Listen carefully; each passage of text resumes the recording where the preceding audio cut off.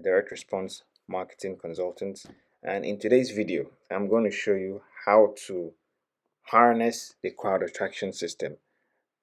And this is it's an advanced marketing strategy to help you get clients into your business. And these are the kind of clients that stay, that pay, and that refer. And this is important to you because when you have a system that does this for you, it gives you peace of mind because you're not wishing that people come into your practice or whatever business that you have. It also allows you the power of selectivity. So it allows you to choose the customers that you want to, that you'll be happy to work with. Another thing that it does, it makes you more relevant to your marketplace because if you have customers that are bringing in profits, that are bringing in funds into the business, allow those funds to focus and improve the quality of your service, which makes you more relevant in the marketplace. And here's the thing, getting customers should be simple. It should not be stressful, it should not be overwhelming. You've gone through the struggle of learning your skill, going to school, uh, attending the training, building the product, investing in the business. And the only thing that can make everything run smoothly is getting customers. So this process should not be stressful, it should be simple. So I'm going to show you how to do that. So the first thing you should understand is the attraction effect. Now I want you to imagine something. Let's say you're a very handsome guy, and you happen to be a Muslim. He is looking for a person to get married to. So he happens to have a lot of physical qualities that a woman wants in a man. He's eloquent. He has good looks, good skin color, nice height, and intellectual, and he has enough money to take care of the woman. But he makes a decision that he's an indoor person. He doesn't want to go out. He doesn't want to meet people. He doesn't want to go out there to search for the wife. And he expects that a woman is just going to magically come knock at his door. Hey, hello, my name is Aisha, and I was wondering if you're a person who is looking to get married. You know, in some cases, maybe okay, maybe this would happen. Let's say his sister or his friends put out the word for him. But for the most part, this will not happen. And this could be the same thing that's happening to you in your business. You spend a lot of time building the product, investing in your equipment, whatever thing that you need to run the business. And then you sit and you hope that those customers who you'll be happy to work with, are just going to come into your door, maybe based on referral or the try and error marketing effort that you do. So in order for you to use the attraction effect, there are three things you need to understand. The first is targeting the right market, and this is in order of preference. The first is always about the market. It's not about the product. It's not about how awesome, how many years you have in experience. It's not about how awesome you are as a person. It is always about the market, because if you take an average offer and you present it to a hungry market, you will get more result than if you take the best offer in the world and present it to people who are not interested. So the first is about the market. Second thing you should understand is the message, and the message, we combine this with the offer, which is what you are presenting to the marketplace, and the way that offer is conveyed. And the last thing is the medium, the place in which your message is represented into your marketplace. And I'll explain what all of this means. So combining all of these three things together is what gives you the attraction effect. Now, let's say you understand that the most important thing is going after the right market. What most people do is they go for demographs, and this demograph means they take a specific geographical location. Let's say they're living in Nigeria. They take a compass and they draw a map, or they draw a circle around Nigeria and say everybody in this country is my target market. Okay, if they want to do better, so okay, everybody in this state, okay, based on geographical location and cost of transportation and everything, everybody in this state is my target market. In most cases, if you do this, it's very wrong approach. So some people, okay, they go a step further and they look at, okay, I'm targeting a certain age group, I'm targeting a certain gender, either male or female. My product is more inclined to a particular gender. If you're an urologist or you're a gynecologist, you understand this. I'm targeting a certain income level, and they stop here. Now, this is a little bit better than just looking for everybody in geographical location. But you see, what we understand from basic human psychology, that do not buy people buy more based on an emotional inclination. And what that means is that you have to go a bit further into psychograph. And in my previous video, the crowd magnet framework, I explained to you what all of this means. But see, psychograph, it means basically three things. Okay, understanding people at an emotional level, and how can you connect with people on an emotional level. You understand what he is most afraid of, either through past experience or a story that he has been told before, which has formed a sort of belief system in his brain, and you understand what he wants. Okay, so you remove what he avoid and you give him what he wants, and that's how you connect people on a psychographical level. So next thing is the message. The message is what you tell them. Okay, and now there are two completely different ways you can put your message out there. Most people, they understand that if you want to get customer, you have to put some sort of message out there, and they do this through brand building. Okay, so the thing about brand building or brand building advertisement, it is usually to create awareness. Okay, let people know about your product, which is the basic premise of business. Okay, I want people to know about me, so let me create awareness, right? And this is mostly used by companies, although small businesses try to do this and they fail miserably. Mostly this is done by companies with huge marketing budgets like Coca-Cola, like Pepsi, you understand? So you see a lot of advertisement that they have that doesn't tell people to do anything, and it's very hard to track. What I mean now is that if you see a jingle for Mini Me Chin Chin, okay, you're watching channels television, I see a jingle for Mini Me and they're paying hundreds of thousands of naira to put that jingle up on the television. You do not know whether it's the jingle that's making them sell, whether it's the store banner they have in the front of their shop that's making them sell. You do not know where the customers are coming from. So the tracking in this sense is impossible, which means you're spending a lot of money and you don't even know whether that money you're spending is working on it. And one of the biggest faults of brand building advertisement, one of my advisors, he's no longer with us, his name was Ted Nicholas. And Ted Nicholas at that time was working for the American Eric agency. So according to him, he says he used to ask some dumb questions. To me, those questions were very smart. They just landed a Buick. A Buick is a kind of car, has fancy features and everything. And he used to ask the founders of the company and said, okay, uh, you're running an ad for this Buick. How do you know it's not the fancy colors? It's not the attractive features. It's not the fancy images that we're using that's causing people to respond. Why don't we attach a coupon to the ad so we would be able to track how many people are coming in from the ad? So he said something of, okay, if we do that, the client will know. And I was like, okay, is that not supposed to be a good thing? He said, no, it's not a good thing because they knew the response is going to be low. And I said, okay, then how do we track the response? They say you do a survey. And if you know how surveys are done, you understand. A survey will never give you accurate results to know if an ad is converting or not. So brand building advertisement, just put our word out there, throw stuff on the wall, and no tracking, no accountability, no responsibility, and see what happens. What is the alternative? The alternative is very different and it's called direct response. Direct response is a system of advertisement in which the message is put out in order to drive action.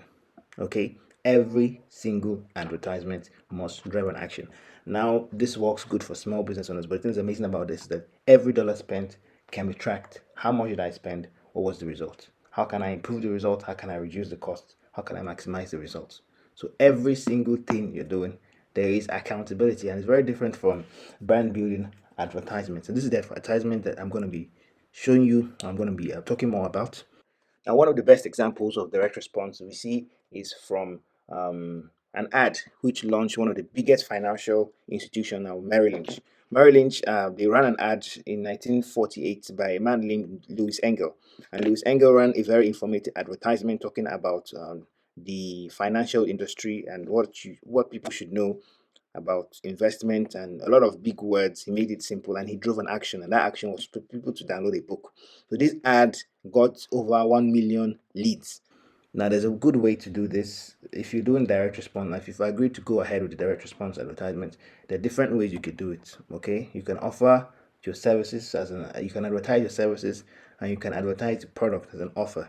Okay, and if you're advertising the service, people still make that same mistake of talking about how good they are, and you see this on a lot of websites. Well, for your website, it's still a form of advertisement. You see this in the form of website, one place for all your teeth needs in terms of a dentist, or best dentist in town, best chiropractor in town, best gym in Abuja.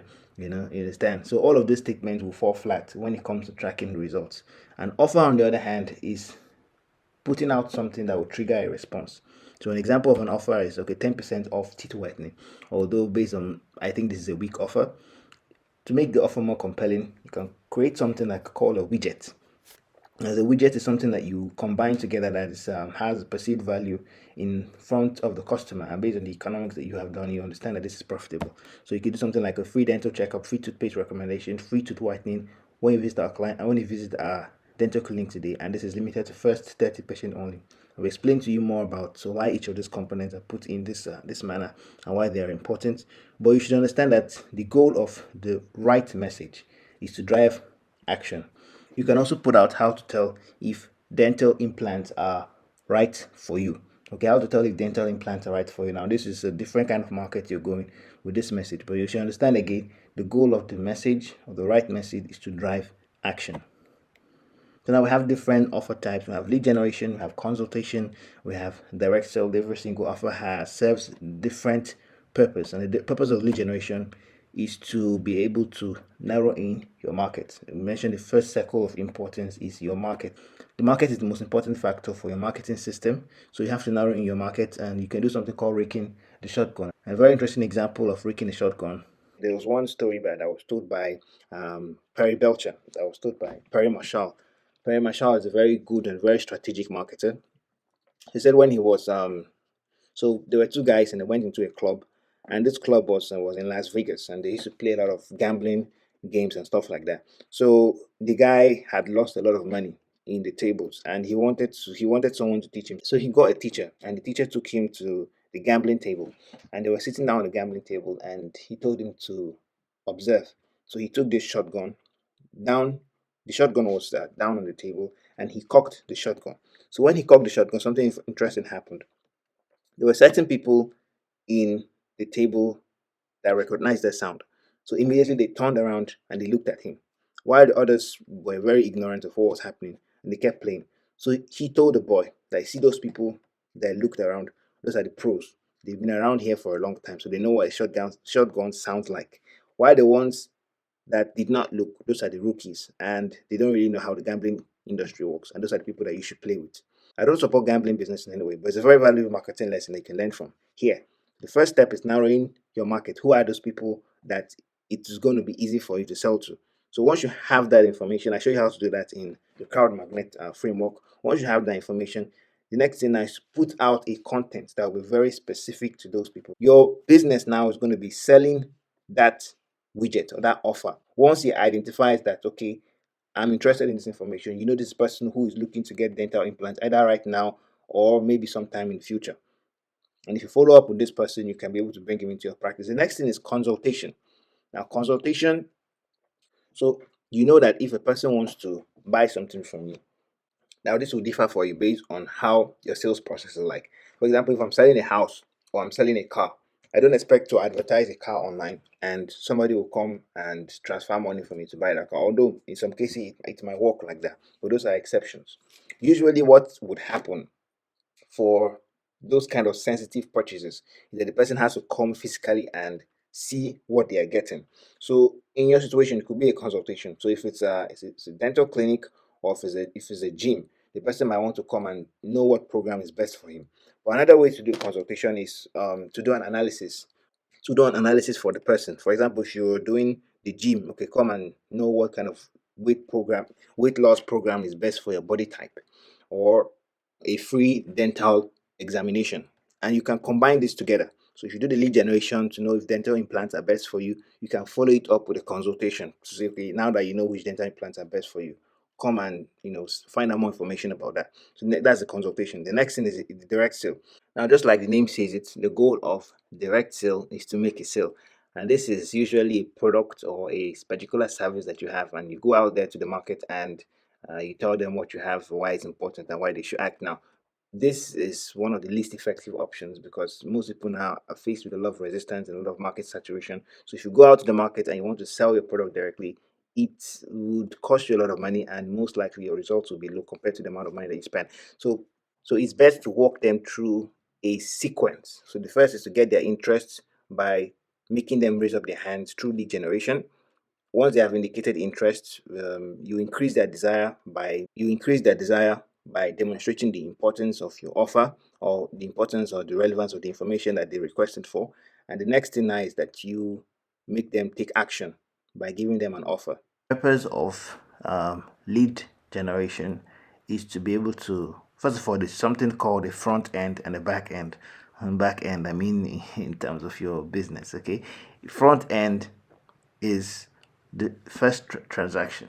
Now, for a person who has a thought out marketing system, if you are able to break even on the cost of your front end, that's bringing people into your clinic for the first time, you should be happy. Okay, because if your follow-up process is good, if you have some of the other things we're talking about in this video, then getting somebody at zero cost or at break even in your front end is already profit, because you know you're going to be able to maximize maybe 2 3 4 weeks into the process. Now if you're able to make profit on the front end, then you should be singing to the bank, because you can scale very fast. And what I mean by this now is, okay, your cost per customer, your profit per customer, okay, these are what they call KPIs, key performance indicators.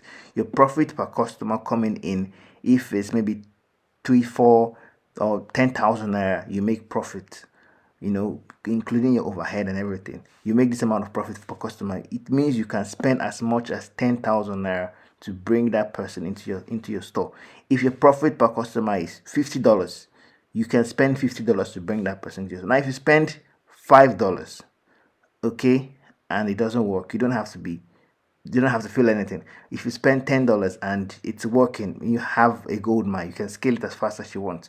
The problem with most business owners, they don't scale on time, and they don't know this. They don't know these numbers.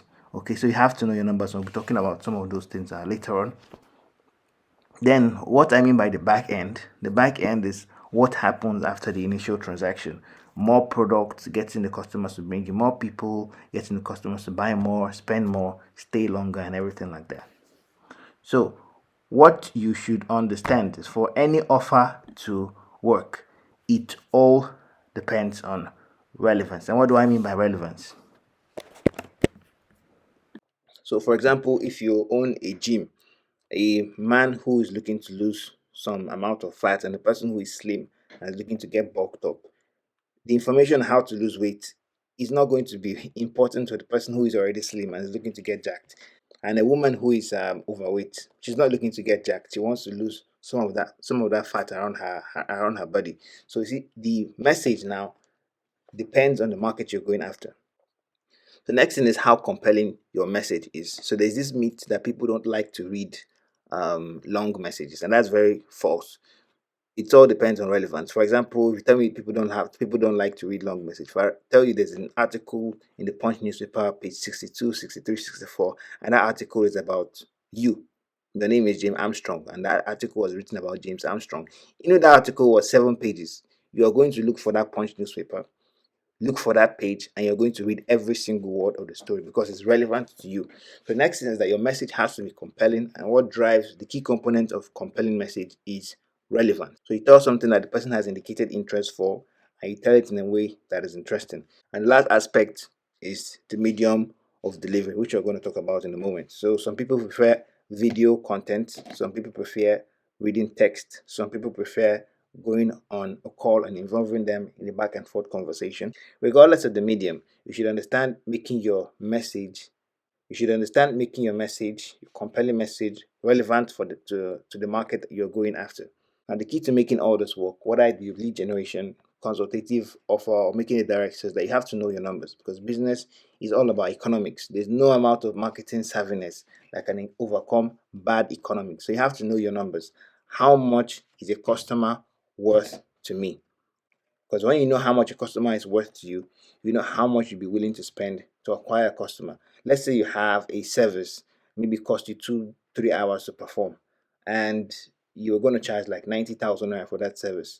In order to bring a customer to look at that service, it will cost you maybe about 10,000 naira. Okay, let's say you spend 3,000 advertisements for 3 day period and you get one person.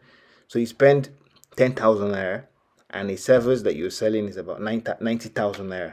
So you can, if you know these numbers, you can spend as much as 40,000 naira to get this person in, because you know your profit there is still above 100%. And when the person buys one, you have the multiplicity effect, which we'll talk about in a moment.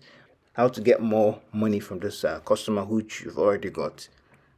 And the same knowledge of numbers that can allow you to give out things like free consultation, free session, or free procedure, or something, or whatever compelling service that you can give out to people for free.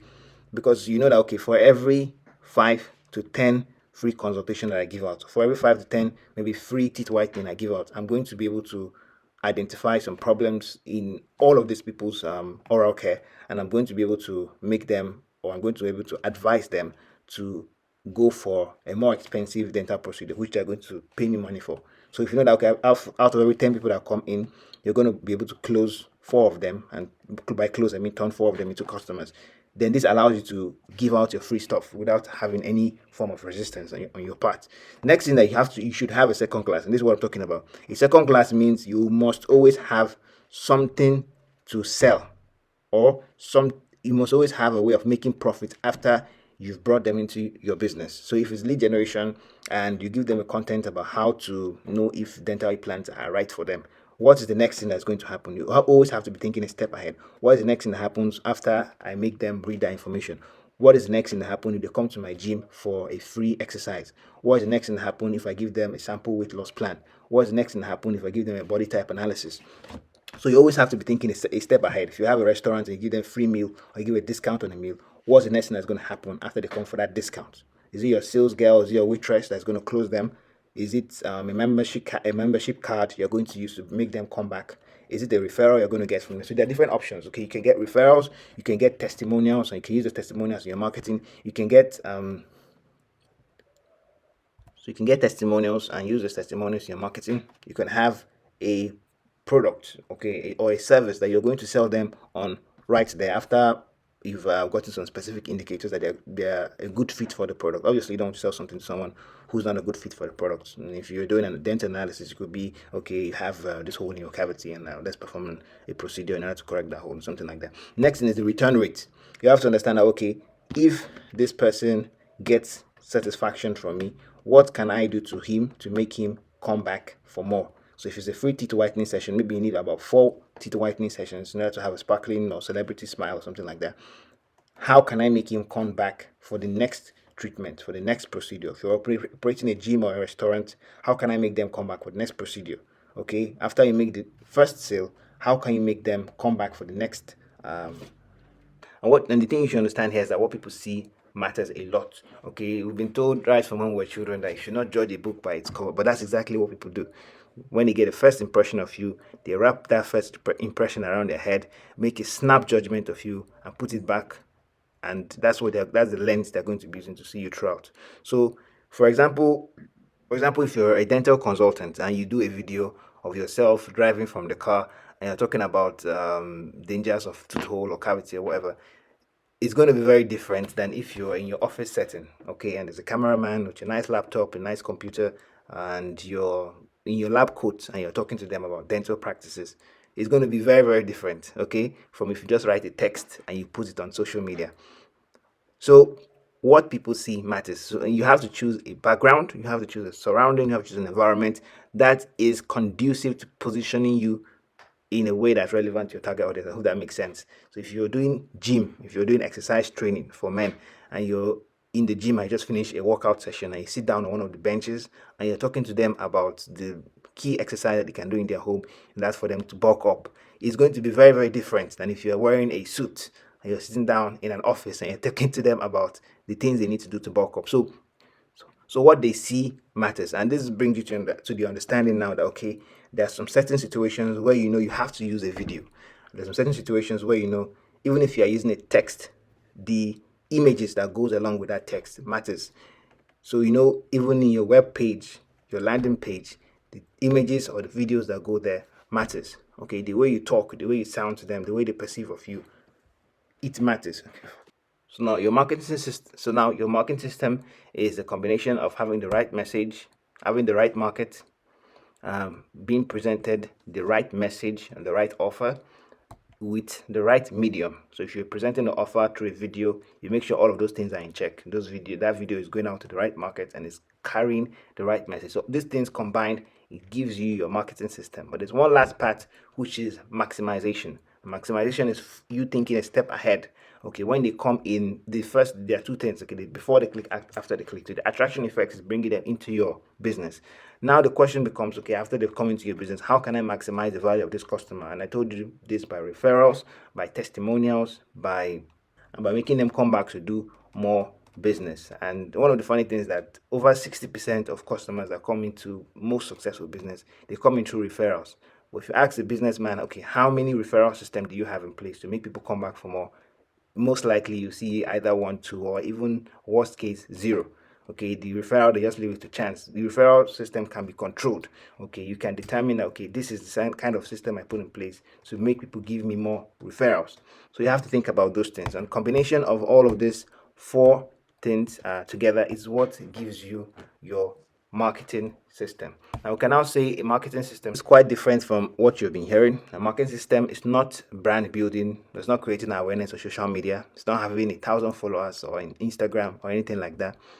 Every dollar you spend is trackable. It's a device you can use predictably with a certain degree of disparity to attract customers into your business, which is the first step. And the next thing is, okay, so once those customers come into your business, you should be able to satisfy them, retain them, and multiply the effect of those customers to turn into more customers, or for them to make more purchases and stay with you for a long time.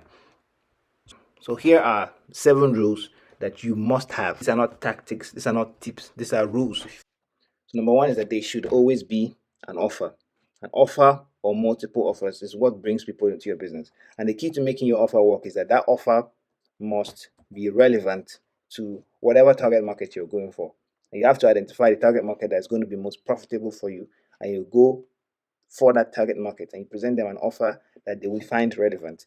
The next thing is you will give a reason for people to respond now. Urgency. Why should I respond right now? Why can't I delay this till tomorrow? You have to give them a very valid reason why they should respond now. Is it going to expire? Is it limited copies available? Are you only offering this once in a month? There should be some sort of compelling reason for them to respond now, because humans like to procrastinate. The next thing that they will be tracking, there will be accountability, and there will be responsibility. It's not about creating a website and you put that website there, our services, our pages, our about us, contact us, and you have no idea whether that website is bringing you customers or not. No, they should be tracking, which means if you spend 400,000 naira to design a website, how much has that website made you over 1 month period, 2 month period, 3 month period? If you create a post on Instagram and you promote that post, how much money has that post made you? What has that post done for your business? They will be tracking, there will be accountability, and there will be responsibility. The next thing is you will write strong copy. Now, imagine if you've successfully identified a target market and then you send a very timid intern, okay, carrying some brochure about your dental services, your gym, your restaurant, into one of the most highly profitable, one of the most expensive neighborhoods. And this person knocks on the door and says, "Sir, will you be interested and his hand is shaking and he's not able to talk with confidence and stuff like that. Your results will be very different than if you get a salesman dressed in suit, good height, very strong command of English, walks into the neighborhood, knocks on the door. Good afternoon, sir. My name is this. This is what I have. This is why it's important for you. And this is the reason why you should act now.